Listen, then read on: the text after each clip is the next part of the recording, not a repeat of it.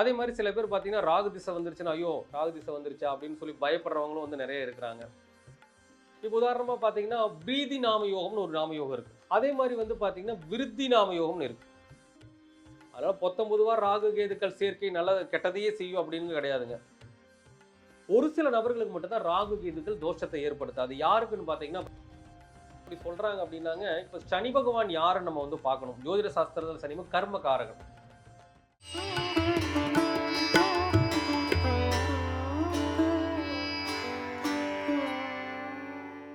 பிரணவ மந்திரம் நேயர்களுக்கு அன்பு வணக்கம். ஒரு ஜாதகத்துல ராகு கேது அப்படிங்கிற கிரகங்களை பத்தி நிறைய பதிவுகள் நம்ம பார்த்துட்டு வரோம். அதே கிரகங்கள் மற்ற எந்த கிரகங்களோட சேரும் பொழுது ஒரு மனிதனுக்கு கோடீஸ்வர யோகம் அதை கொடுக்கறதுக்கு நிறைய வாய்ப்புகள் இருக்குன்னு இன்னைக்கு ஜாதக ரீதியாக நமக்கு ஒரு தெளிவு கொடுக்கறதுக்காக ஜோதிடர் பண்டிட் பாலசுப்ரமணியன் அவர்கள் நம்ம கூட இணைஞ்சிருக்காங்க. சார் வணக்கம். வணக்கம்.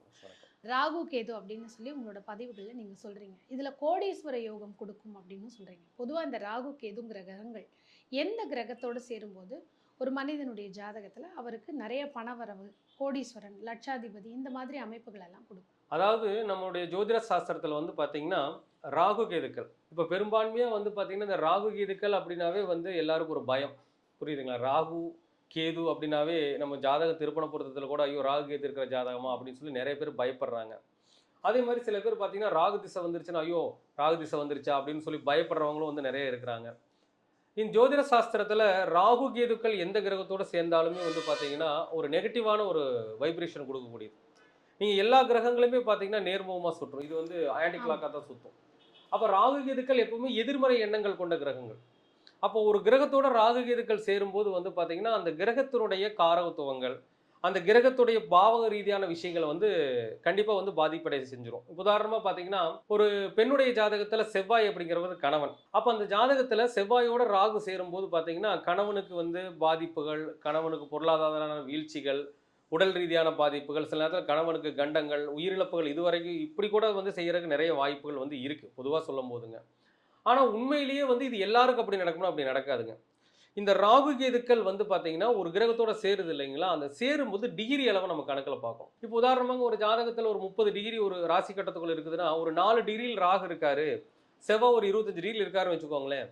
அப்போது அதுக்கு சம்மந்தமே வராது. ராகு 4 டிகிரியில் இருக்காரு, செவ்வாய் 25 டிகிரியில் இருக்காரு. ராகு எப்பவுமே பின்னோக்கி செல்லக்கூடிய ஒரு கிரகம், ஆன்டி கிளாக். 4 டிகிரிலிருந்து அவர் 3 டிகிரி நோக்கி தான் போவார். செவ்வாய் வந்து 25 டிகிரிலிருந்து 26 நோக்கி தான் போவார். 2 பேரும் மீட் பண்ணிக்க மாட்டாங்க. இந்த மாதிரி இணைவுகள் ஒரு ஜாதகரை வந்து பாதிக்கிறது இல்லை. இப்போது அதே ராகு வந்து ஒரு 25 டிகிரியில் இருந்து ஒரு செவ்வாய் பகவான் ஒரு 20 டிகிரியில் இருக்காருன்னு வச்சுக்கோங்க. கண்டிப்பா 25 டிகிரியில் இருக்கக்கூடிய ராகு 24, 23 அதை நோக்கி போவாருங்க. செவ்வாய் 20 இருந்து அடுத்து அதை நோக்கி வரும். அப்ப 2 பேரும் மீட் பண்ணிக்குவாங்க. இந்த மாதிரி மீட் பண்ணும்போது தான் ராகு கேதுக்களுடைய தோஷம் அப்படிங்கிறது கடுமையா பாதிக்கும். முக்கியமா இந்த திசாபுத்தி வரக்கூடிய காலகட்டங்கள் கொஞ்சம் ஜாஸ்தியா வரும். அதனால வந்து எல்லா மக்களுமே வந்து பாத்தீங்கன்னா ராகு கேது இணைவு அனைவருக்கும் தோஷத்தை ஏற்படுத்தின்னு தான் நினைச்சிட்டு இருக்காங்க. ஆனா அப்படி கிடையாதுங்க. என் குருநாதர் வந்து அடிக்கடி ஒரு விஷயம் சொல்லுவார். அதில் ஒரு பாடல் கூட சொல்லுவார் அருமையா. மறையவர் மனையினேனும் வருமவர் உச்சத்தேனும் நிறையும் மன்னவரோடேனும் நீள்விழி நோக்கத்தேனும் குறையிலா பலன்கள் ஆண்ட குருவை போல் கொடுப்பான் ராகு அப்படின்னு சொல்லுவார். அதாவது என்ன சொல்றாங்க அப்படின்னா அந்த குருவோடு சம்பந்தப்பட்ட ராகுன்னு சொல்லுவாங்க. இப்போ குருவோட ராகு சேர்ந்திருக்காரு. குரு வீடு, மறையவர் மனைனா குரு வீடுன்னு சொல்லக்கூடிய தனுசு மீனராசியில ராகு, அதே மாதிரி கடக ராசியில ராகு, குரு பார்வையில் இருக்கக்கூடிய ராகு. இந்த மாதிரி ராகு அப்படிங்கிறது வந்து பார்த்தீங்கன்னா ராகு திசை வரக்கூடிய காலகட்டங்களில் ஒரு யோகத்தை செய்வதற்கான அதிகப்படியான வாய்ப்புகள் இருக்குங்கிறது ஒரு பாடலாவே இருக்கு. ஆனா அது எல்லாருக்குமே நடக்குதுன்னா எல்லாருக்குமே இல்லைங்க. அதுக்கு நிறைய ஜோதிட விதிமுறைகளை வந்து நம்ம பார்க்க வேண்டிய அவசியம் இருக்கும். இந்த இடத்துல ஒரு சந்தேகம் என்னன்னா, ராகுங்கிறது பிரம்மாண்டம், ஒரு விஷயத்தை பெருக்கக்கூடியது. செவ்வாயுடன் ராகு இணையும் பொழுது ஒரு ஆண் ஜாதகம் பெண் ஜாதகம்னு எடுக்கும்போது மண்மனை அது வந்து பெருகும். இப்ப பெண் ஜாதகத்துல இணையும் பொழுது அவர்களுக்கு 2ஆம் 3ஆம் திருமண அமைப்பை கொடுத்துருமா அப்படிங்கிற அதாவது ராகுனாவே வந்து பாத்தீங்கன்னா நம்ம வெட்டு கிரகங்கள் தான் அதுக்கு பேர். வெட்டுண்ட கிரகங்கள் தான். தலை அதாவது உடம்பு வந்து கேதுவாகவும் தலை வந்து ராகுவாகவும் அது வெட்டிருங்கிறது தான் கணக்குங்க. நீங்க சொல்ற மாதிரி ஒரு 2-3 கூட அமையலாம். ஏன்னா செவ்வாய் ராகு சேர்ந்துருச்சுன்னா கணவனுடைய சூழ்நிலையில வந்து என்ன பண்ணி விட்டுரும், கட் பண்ணி விட்டுரும். அதான் விஷயம். அது எல்லாருக்குமே நடக்கணும், எல்லாருக்கும் நடக்காது. அந்த டிகிரி வைஸ் ஒண்ணுங்க. இந்த மாதிரி ஒரு அமைப்பு இருக்குங்க. இந்த செவ்வாய் ராகு, செவ்வாய் கேது இந்த மாதிரி இணைவுகள்லாம் பார்த்தீங்கன்னா ஒரு சில பேர் கோடீஸ்வரனா மாத்திரும். அது எப்படி? ஒரு ஜாதகத்துல ஒரு செவ்வாய் ராகு கேதுக்களோட சேர்ந்து இருக்கிறாருன்னு வச்சுக்கோங்களேன். நல்லா டிகிரி வைஸா ரொம்ப ஒட்டியே இருக்காங்கன்னு வச்சுக்கோங்க. அவங்களுடைய ஜாதகத்துல வந்து பார்த்தீங்கன்னா செவ்வாய் வந்து அவயோகியா இருப்பார். ஜோதிட சாஸ்திரத்துல யோகி அவயோகின்னு 2 கான்செப்ட் கொடுத்துருக்காங்க. ஆமா. அதுல வந்து பாத்தீங்கன்னா செவ்வாய் வந்து அவயோகியா இருப்பார். இப்போ உதாரணமா பாத்தீங்கன்னா பிரீதி நாம யோகம்னு ஒரு நாம யோகம் இருக்கு. அதே மாதிரி வந்து பாத்தீங்கன்னா விருத்தி நாம யோகம்னு இருக்கு. புரியுதுங்களா? பிரீத்தி நாம யோகம், விருத்தி நாம யோகம். இந்த 2 நாம யோகத்துக்கு வந்து பாத்தீங்கன்னா யாரு வந்து அவயோகியா வருவாங்க அப்படின்னு பாத்தீங்கன்னா செவ்வாய் தான் அவயோகியா வருவார். இதை நம்ம கொஞ்சம் உன்னிப்பா வந்து நம்ம கவனிக்கணும். அதே மாதிரி சிவநாம யோகம்னு ஒண்ணு இருக்கு. இதுக்கு யார் அவயோகியா வருவார்னா செவ்வாயா வருவார். அப்ப பிரீதி நாம யோகம், விருத்தி நாம யோகம், அடுத்து சிவநாம யோகம். இந்த 3 நாம யோகத்துல பிறந்தவங்களுக்கு செவ்வாய் தான் அவயோகி. அவயோகி அப்படின்னாங்க துரதிர்ஷ்டத்தை கொடுக்கக்கூடிய கிரகம்னு அர்த்தம். அதிர்ஷ்டம் இருக்காது. நல்ல துரதிர்ஷ்ட இடங்கள்ல இருந்தாலுமே ஒரு அதிர்ஷ்டம் செவ்வாய்னால இருக்காது. பலன் பலன் இல்ல. இல்ல. ம். அப்ப அந்த இடத்து அந்த மாதிரி இந்த 3 நாம யோகங்களுடைய லைஃப் எடுத்து பார்த்தீங்கன்னா, அவங்களோட சில பேருக்கு ராகு சேர்ந்திருக்கும். அவங்க பார்த்தீங்கன்னா வாழ்க்கையில பெரிய இடத்துல இருப்பாங்க. பெண்களா இருந்தா கூட குடும்ப வாழ்க்கை சூப்பரா போயிட்டு இருக்கும். ஏன்னு கேட்டீங்கன்னா, அவயோகி ராகு கேதுக்களுடன் சேரும் பொழுது நம்மளோட மேத்ஸ் கணக்கு இருக்கு பார்த்தீங்களா? Minus minus into into minus minus plus plus. அப்படிங்கிற ஒரு ரூல்ஸ்ல அந்த செவ்வாயோட ராகு சேர்ந்தாலும் கேது சேர்ந்தாலும் அந்த நெருங்கிய பாகையில சேர்ந்து இருக்கும் பொழுது அந்த அவயோகிங்கிற ஒரு தன்மையே வந்து யோகமா மாத்தி விட்டுரும். அதுக்காக வந்து நம்ம செவ்வாய் திசை வரும்பொழுது நம்ம அவயோகிக்கான நிவர்த்திகள் பண்ணணும். அது வேற விஷயம். ஆனா மொத்தம் பொதுவா பாத்தீங்கன்னா அந்த செவ்வாய் ராகு இணைவு ஒரு மிகப்பெரிய யோகத்தை வந்து ஏற்படுத்திடும். இது ஒரு கணக்குங்க. இந்த மாதிரி இருப்பவங்களுக்கும் செவ்வாய் ராகு ஒரு பெரிய லட்சாதிபதி யோகம், கோடீஸ்வர யோகத்தை வழங்கிரும். அது குறிப்பிட்ட காலகட்டங்கள்ல. அது இன்னொரு விஷயம் என்னன்னாங்க, ஒரு ஜாதகருக்கு சனி திசை நடக்குது அப்படின்னு வச்சுக்கோங்க. புதன் திசை நடக்குன்னு வச்சுக்கோங்க. அப்ப சனி திசை நடந்தாலும் புதன் திசை நடந்தாலும் அந்த திசை காலகட்டங்கள்ல இந்த செவ்வாய் ராகு இணைவோ செவ்வாய் கேது இணைவோ மிகப்பெரிய ஆளா அவங்களை மாத்தி விட்டுரும். இதுக்கு காரணம் என்னன்னாங்க, சனி மகாதிசை நடக்கும் பொழுதும் புதன் மகாதிசை நடக்கும்போது பாத்தீங்கன்னா அந்த 2 திசைக்குமே எதிரியாக வேலை செய்யக்கூடியவரான செவ்வாய். இப்ப அங்கேயும் அதே ரூல்ஸ் தான். கெட்டவன் கெட்டிடில் கிட்டிடும் ராஜ்யங்கிற மாதிரி இந்த 2 திசை காலகட்டங்கள்ல மிகப்பெரிய யோகத்தை அந்த செவ்வாய் ராகு இணைவு செவ்வாய் கேது இணைவு தரும். இதே சுக்கிரன் ராகு காம்பினேஷன் வரும்போது அதே தாங்க. சுக்கிரன் ராகு காம்பினேஷன் வரும்போது சுக்கிரன் யாருக்கெல்லாம் அவயோகின்னு பார்க்கணும். ம். இப்போ ஒவ்வொரு நாம யோகத்துக்கும் வந்து பாத்தீங்கன்னா அவயோகிங்கிற கான்செப்ட் வந்து எல்லாருக்குமே இருக்கு. ஒண்ணும் வேண்டாங்க. இப்போ வந்து வியாதிபாத நாம யோகத்துல ஒருத்தர் பிறந்திருக்காங்க. நிறைய கேள்விப்பட்டிருப்பீங்க. எனக்கு வியாதிபாத நாம யோகத்துல பிறந்தா பொதுவாகவே வந்து பாத்தீங்கன்னா எந்த பரிகாரம் பெருசா பலன் அளிக்காதும்பாங்க. ஆனா இந்த வியாதிபாத நாம யோகத்துல பிறந்தவங்களுக்கு அவயோகி வந்து யாருன்னு பாத்தீங்கன்னா சுக்கிரன். இவரோட ராகு சேரும் பொழுது பாத்தீங்கன்னா சூப்பரா இருக்கும் லைஃப். ஒரு ஆணே பிறந்திருக்காருன்னு வச்சுக்கோங்களேன். சுக்கிரன் தான் மனைவி. அப்போ அவங்களோட அந்த ராகு சேரும் பொழுது பார்த்தீங்கன்னா மனைவி அருமையான மனைவி அமைவாங்க. நல்ல வசதியான மனைவியா இருப்பாங்க. கல்யாணம் முடிச்சதுக்கப்புறம் மிகப்பெரிய யோகத்தை எல்லாம் அந்த ஜாதகர் அடைஞ்சிருப்பார். இதை நம்ம கரெக்டாக செக் பண்ணும்போது இதுக்கான விஷயம் ரொம்ப தெளிவாக தெரியும். அதே மாதிரி இன்னொன்று சொல்கிறேன் கேளுங்க. இப்போ 1ஆம் தேதின்னு சொல்கிறோம் இல்லையா? இப்போ 1ஆம் தேதியில் ஒருத்தர் பிறந்திருக்காங்க, 10ஆம் தேதியில் பிறந்திருக்காங்க, 19ஆம் தேதியில் பிறந்திருக்காங்க, அல்லது 28ஆம் தேதியில் பிறந்திருக்காங்க. நாளைக்கு கூட்டினா ஒன்று தான் வரும். சரிங்களா? அப்போ இதுவங்க 1ஆம் தேதியில் பிறந்தவங்கன்னு அர்த்தம். நான் சொல்ல தமிழ் தேதி. சில பேர் ஆங்கில தேதிக்கு போயிடுவாங்க. இந்த தேதியில பிறந்தவங்க வியாதிபாதத்திலே பிறந்திருக்காங்கன்னு வச்சுக்கோங்க. அவங்களுக்கு சுக்கிரன் ராகு சேர்க்கை இருக்குன்னு வச்சுக்கோங்களேன். சூப்பரான மனைவி அமைவாங்க. இதெல்லாம் ஒரு கால்குலேஷன். ஏன்னா ஒரு சூரியனுடைய விதி எண்ணை கொண்டவர்களுக்கு மிகப்பெரிய எதிரியாக எப்பொழுதும் வாழ்நாள் முழுவதும் வேலை செய்யறவர் யாருன்னா சுக்கிரன். அவர் ராகுவோட அது வியாதிபாத நாமயோகத்துல பிறந்து ராகுவோட சேரும்போது மிகப்பெரிய அதிர்ஷ்டசாலியா இருப்பாங்க மனைவி வகையில. அப்ப இந்த மாதிரி ஒவ்வொரு கிரக சேர்க்கைக்குமே வந்து அற்புதமான விஷயங்களை எல்லாம் நம்ம சொல்ல முடியும். அதனால பொதுவா ராகு கேதுக்கள் சேர்க்கை நல்ல கெட்டதையே செய்யும் அப்படின்னு கிடையாதுங்க. எத்தனையோ மனிதர்கள் உயர்ந்த மனிதர்களுடைய ஜாதகத்துல ராகு சேர்க்கை ரொம்ப நல்லதையும் செஞ்சிருக்கு. இப்போ கேதுன்னு இந்த இடத்துல எடுத்துக்கிட்டோம்னா கேது சுருக்கக்கூடியது. எவ்வளவு பெரிய விஷயத்தையும் அது சுருக்கி அது வந்து ஒரு ஆன்மீக தேடலை கொடுக்கும். இல்ல உங்களுக்கு ஒரு பலன் இல்லாம செஞ்சிடும் எந்த கிரகத்தோட இணையும் பொழுதுன்னு. கண்டிப்பாங்க. அப்ப கேது எப்படி ஒருவருக்கு கோடீஸ்வர யோகத்தை தரும்? இதே ரூல்ஸ் தான். நீங்க ராகுவா இருந்தாலும் சரிங்க, கேதுவா இருந்தாலும் இதுல எந்த ஒரு மாற்று கருத்தும் கிடையாது.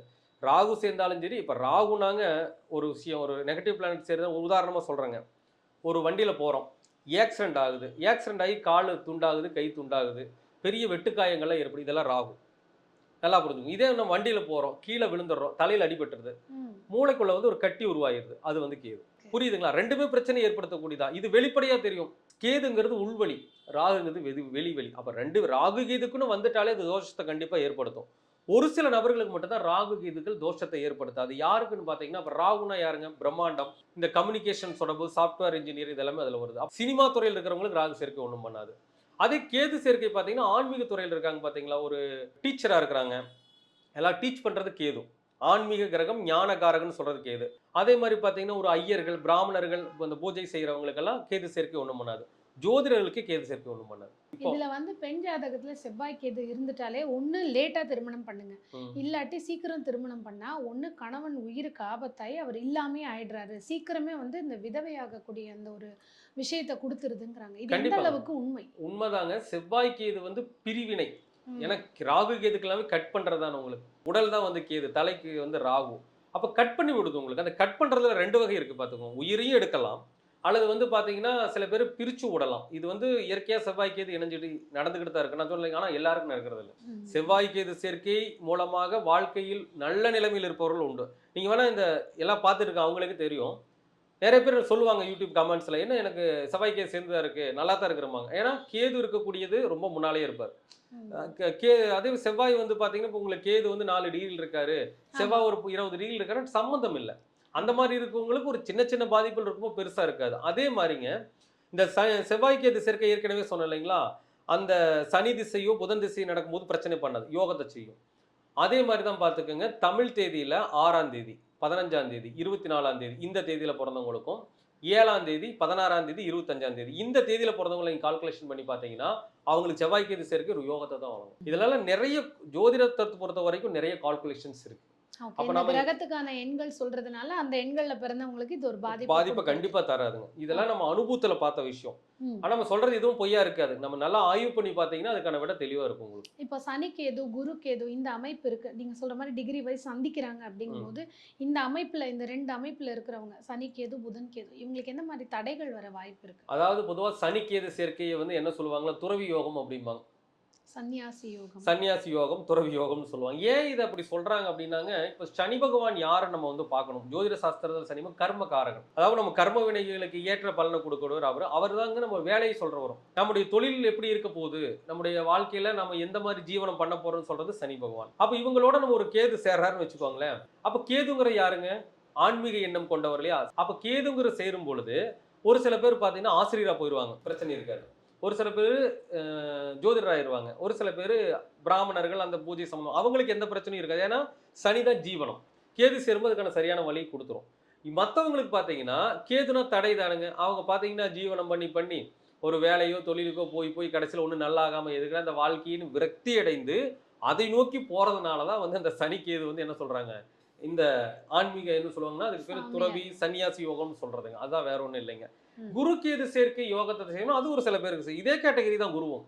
கேதுவுடைய கேட்டகரி தான் குருவுடைய கேட்டகரி. ஏன்னா குரு தான் ஆசிரியர்கள். ம். குரு தான் வந்து பிராமணர்கள் அந்த பூஜை செய்யறவங்க எல்லாமே குரு. அவங்களோட கேது சேரும்போது அவங்களுக்கு யோகமா வந்து மாறும். ஓகே. நார்மலா குடும்ப வாழ்க்கை நடத்துறவங்களுக்கு குரு கேது சேர்க்கை அந்த அளவுக்கு யோகம் அது தராது. ஆனால் ஒரு சில நபர்களுக்கு தரும்.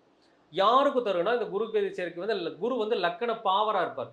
ம். சுபர் இல்ல பாவர். சூப்பரா பாவரா இருப்பாருங்க. இப்போ எடுத்துக்கிட்டீங்கன்னா ஒரு மிதுன லக்கணம் எடுத்துக்கோங்களேன், கன்னி லக்கணம் எடுத்துக்கோங்க. இதெல்லாம் குரு மாபெரும் பாவி. ரிஷப லக்கணத்துக்கு குரு மாபெரும் பாவி. இந்த மாதிரி ஒரு சில லக்கணக்காரங்களுக்கு குரு பாவியா இருந்து கேதுவோட சொருகும் போது அது கோடீஸ்வர யோகமா மாத்தும். ம். அதே மாதிரி குரு யாருக்கெல்லாம் அவயோகியா வராங்களோ அவங்களுக்கெல்லாம் கேது சேர்க்கை வந்து கோடீஸ்வர யோகத்தை தரும். அது குரு கேது சேர்க்கை யாருக்கு கோடீஸ்வர யோகத்தை ஏற்படுத்தினா இந்த மாதிரி அமைப்பு இருக்கிறவங்களுக்கு தான். சில பேருக்கு சூரியனுடன் கேது, சந்திரனுடன் கேது இருக்கும். இல்ல 1, 5, 9ல தொடர்பு இருக்கிற மாதிரி இருக்கும். இவங்களுக்கெல்லாம் அப்ப தாயார் தந்தைக்கான பிரச்சனைகள் கண்டிப்பா இல்ல இருக்கும். அவங்கள இழந்துடக்கூடிய ஒரு சூழ்நிலைகள் இருக்குமா? நிச்சயமா இருக்கும். இதுல எந்த ஒரு காலகட்டம்? ஒரு கான்செப்ட் நல்லா பார்த்துக்கோங்க. ஒரு ஜாதகத்துல சந்திரன் கேது இணையுதுன்னு வச்சுக்கோங்களேன். நாம வந்து ஏற்கனவே சொன்ன ரூல்ஸ் தான். 2 பேரும் எந்த அளவுக்கு அந்த டிகிரி வைஸா ஆமா. ஜாயின் பண்ணிட்டாங்கிறத பார்த்துக்கிட்டு, அப்படி சந்திரன் கேது இணையுது அப்படின்னு பார்த்தீங்கன்னா, சில பேருக்கு பார்த்தீங்கன்னா தாயார் சூப்பரா இருப்பாங்க. என்னடா இது அப்படின்னு பார்த்தோம்னா, அவங்க பொறந்தது வந்து பகல்லையா இருக்கும். ஒரு ரூல்ஸ் நம்ம புரிஞ்சுக்கணும். இது வந்து நீங்க எல்லாருமே தெரிஞ்சுக்க வேண்டிய ஒரு விஷயம். எல்லாருமே வந்து தாய்னா சந்திரன் நினைச்சிட்டு இருக்காங்க. ஆனா தாய் அப்படிங்கிறவங்க இரவுங்கள பொறந்தவங்களுக்கு தான் சந்திரன். அது முக்கியமா பார்த்தீங்கன்னா, சூரிய அஸ்தமனத்துக்கு பிறகு அடுத்த நாள் சூரிய உதயத்துக்குள்ள பொறக்குறாங்க இல்லையா? ஆமா. அவங்களுக்கு தான் சந்திரன் தாய். பகல்ல பொறக்குறாங்க இல்லைங்களா? காலையில 6 மணி சூரிய உதயத்திலிருந்து சூரிய அஸ்தமனத்துக்குள்ள பொறக்குறாங்க இல்லையா? அவங்களுக்கு வந்து யாரு தாய்னா சுக்கிரன் தான் தாய். அந்த ரூல்ஸ் இருக்கு. அப்ப சந்திரன் கேது இணைவு ஒரு ஜாதகத்தில் இருக்கு அப்படின்னா, அவங்க வந்து கண்டிப்பா நம்ம செக் பண்ணணும். அவங்க இரவுல பொறந்திருந்தா தான் அம்மால அது பாதிக்கும். பகல்ல பொறந்திருந்தா சுக்கிரன் கேது அம்மாவை பாதிக்கும். அப்ப அந்த சில ரூல்ஸ் எல்லாம் அந்த இடத்துல இருக்கு. அதுலயுமே பாத்தீங்கன்னா இந்த சந்திரன் அவயோகியா வந்துட்டா வந்து பிரச்சனை கிடையாது.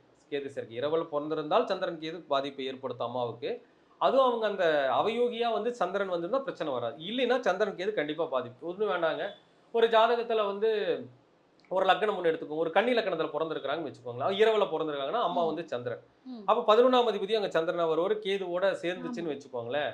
அது எந்த இடத்துல சேர்ந்திருந்தாலும் சரி, நெருங்கிய பாகையில சேர்ந்திருந்தா கண்டிப்பா அம்மா வந்து அல்லல் போடுவாங்க. சில பேருக்கு அம்மாவே சின்ன வயசுல தவறவும் செய்வாங்க. ம். ஒரு சில பேருக்கு அம்மா இருந்தாலும் இந்த நொய்யு நொசுக்குன்னு இருக்கும்னு சொல்லுவாங்கல்ல அடிக்கடி நம்ம அந்த பழமொழியில. எப்ப பார்த்தாலும் நொய்யு நொசுக்குன்னு எங்க அம்மா இருக்கு. அந்த மாதிரி ரொம்ப கஷ்டப்பட்டுட்டே இருப்பாங்க. ஒரு சில பேருக்கு வந்து சின்ன வயசுல அம்மா தவறுக்கான பிரிச்சிருது இல்லையா? தவறுக்கு வாய்ப்பு இருக்குது. அல்லது ஜாதகர் அம்மா விட்டு சின்ன வயசுல இருந்து பிரிஞ்சு வாழக்கூடிய சூழ்நிலைகளும் வரலாம். ம். அப்படி வரும். அப்போ ஒண்ணு காரகத்துவத்தை அந்த கேது அடிக்கும். ஒரு சில பேருக்கு பார்த்தீங்கன்னா, அம்மாவ கொஞ்சம் நல்லா வச்சிருக்கும். கன்னி லக்னத்துக்கு 11ஆம் இடம் சொன்னேன். 11ஆம் இடம் யாருக்கு? மூத்த சகோதரர். அப்ப மூத்த சகோதரர் வாழ்க்கை பிரச்சனையாக்கும். மூத்த சகோதரோட பிரச்சனையாகி கோர்ட்டு கேஸ்ன்னு அலைய வைக்கும். அ இந்த மாரி ஒரு சில பிரச்சனைகள் அங்க உருவாகும். அப்ப நம்ம அந்த லக்ன ரீதியான கணிதங்களை வைத்து தான் ஒரு முழு முடிவை நம்ம எடுக்க முடியும். ஓகே. இதுல தனித்த ராகு கேது கோடீஸ்வர பலனை தராதா அப்படி அப்படிங்கிற மாரி ஒரு தராதுங்க. கேள்வி. தனித்த ராகு கேதுக்கள் என்னைக்குமே ராகு கேதுக்கள நீங்க ஒரு கணக்கு வச்சுக்கணும். ராகு கேதுக்கள் வந்து எப்பவுமே வந்து எந்த வீட்ல இருக்கு? அந்த ராகு கேதுக்கள எந்த கிரகம் பாக்குது? சரி, எந்த கிரகத்தோட சேர்ந்திருக்கு? இதெல்லாம் ரொம்ப முக்கியம். ராகு பகவான் இருக்க வீடு, கேது பகவான் இருக்கக்கூடிய வீடு, அவரோடு இணைந்த கிரகம், அவரை பார்வை செய்யக்கூடிய கிரகங்கள், அந்த வீட்டதிபதியுடைய நிலைமை. இந்த 4 விஷயம் நம்ம பார்க்கணும். இவங்க 4 பேரும் எந்த ரேஞ்சில இருக்கிறாங்க? 4 பேர் சூப்பரா இருந்துட்டாங்கன்னு வச்சுக்கோங்களேன், செம யோகம் அது உங்களுக்கு. கண்டிப்பா அவங்க வாழ்க்கையில மேல உயர்த்தி கொண்டு வந்துரும். அந்த ராகு திசை. அதே வந்து அந்த ஒரு ராகு திசை நடக்குது, ராகுக்கு வீடு குடுத்தவனும் சரியில்ல. ராகு ஒரு நட்சத்திரத்துல இருக்கும். 12 ராசிக்குள்ள 27 நட்சத்திரம் இருக்குது. அந்த நட்சத்திரத்திலே தான் ராகு இருப்பாருங்க. அப்ப அந்த நட்சத்திரத்துடைய அதிபதியும் நல்லா இல்ல, அந்த வீட்டதிபதியும் நல்லா இல்ல. அந்த ராகுவ பார்த்த கிரகமும் சரியில்ல, ராகுவோட சேர்ந்த கிரகமும் சரியில்லைன்னா, அல்லல் பட வச்சு ரொம்ப கஷ்டப்படுத்திரும். அதெல்லாம் சொல்லுவாங்க, ராகு திசையில் உயர்ந்தவர்களும் உண்டு, ராகு திசையில் தாழ்ந்தவர்களும் உண்டு. நிச்சயமா. இன்னைக்கும் பார்த்தீங்கன்னா, இந்த ராகு கேதுங்கிற கிரகம் பாவர தாண்டி எந்த கிரகத்தோட சேரும்போது உண்மையிலேயே அவங்களுக்கு ஜாதகப்படி கோடீஸ்வர அமைப்பு தரும். இதுல என்ன நாம யோகங்கள்ல பிறக்கும்பொழுது அவங்களுக்கு இன்னும் நல்லா வெற்றியா இருக்கும்னு சொல்லியிருக்கீங்க. எல்லாருக்குமே பயனுள்ளதா இருந்திருக்கும்னு சரிங்க. நம்புறோம். நன்றி. நன்றி. வணக்கம்.